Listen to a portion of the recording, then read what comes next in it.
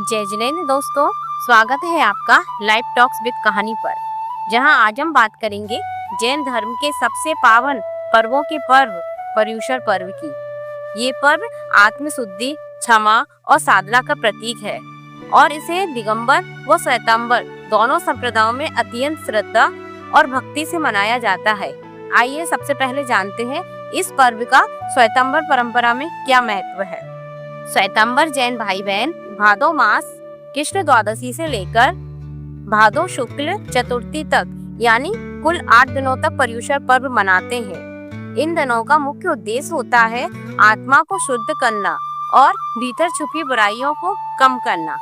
इस दौरान श्रद्धालु उपवास, एकासन, अयमविल जैसे व्रत रखते हैं।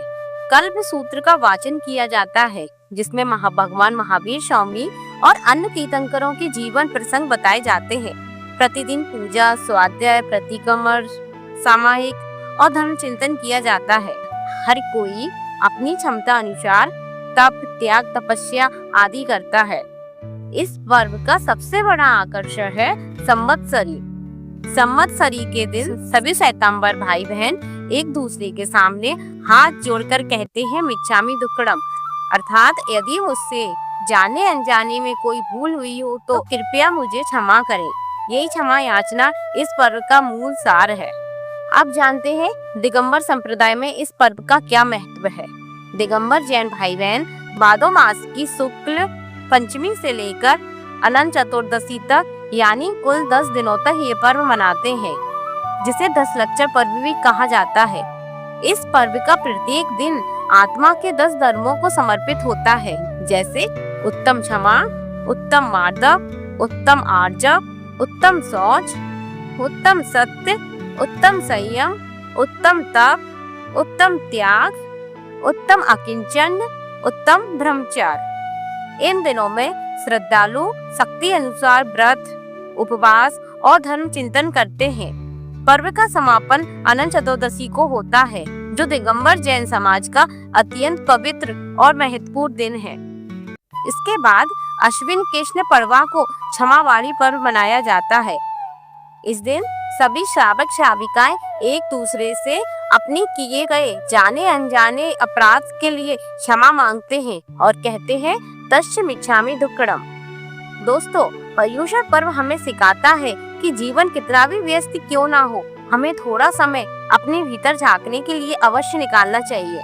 अगर आप कठोर तपस्या नहीं कर सकते तो भी पूजा, ध्यान, प्रतिक्रमण या केवल धर्म श्रवण करके पुण्य अर्जित कर सकते हैं। और जैन धर्म की सबसे सुंदर बात ये है, अगर आप स्वयं साधना ना कर पाए तो भी दूसरों की साधना की अनुमोदना करके पुण्य पा सकते हैं। और अगर आप इस पर्व से जुड़ी प्रेरक कहानियाँ, साधना के तरीके और धार्मिक जानकारी पाना चाहते हैं तो हमारे चैनल लाइव टॉक्स विद कहानी को सब्सक्राइब अवश्य करें, क्योंकि यहाँ हम आपको देंगे धर्म, भक्ति और प्रेरणा से भरी अनमोल बातें। तो दोस्तों, चाहे आप दिगंबर हो या श्वेतांबर, पर्युषण पर्व हमें यही प्रेरणा देता है कि हम अपनी आत्मा को शुद्ध करें, दूसरों से क्षमा मांगे और रिश्तों को नए सिरे से जीना शुरू करें। मिच्छामि दुक्कडम। आप लोग से अनुरोध है, नीचे कमेंट में जरूर लिखें आपको इस महापर्व का कितना इंतजार रहता है और आपने कौन कौन सी नियम या संयम अपनाने का संकल्प लिया है। और हाँ, अगर वीडियो अच्छा लगा हो तो इसे लाइक करें, शेयर करें। आप सभी को पर्युषण महापर्व की हार्दिक शुभकामनाएं। जय जिनेंद्र।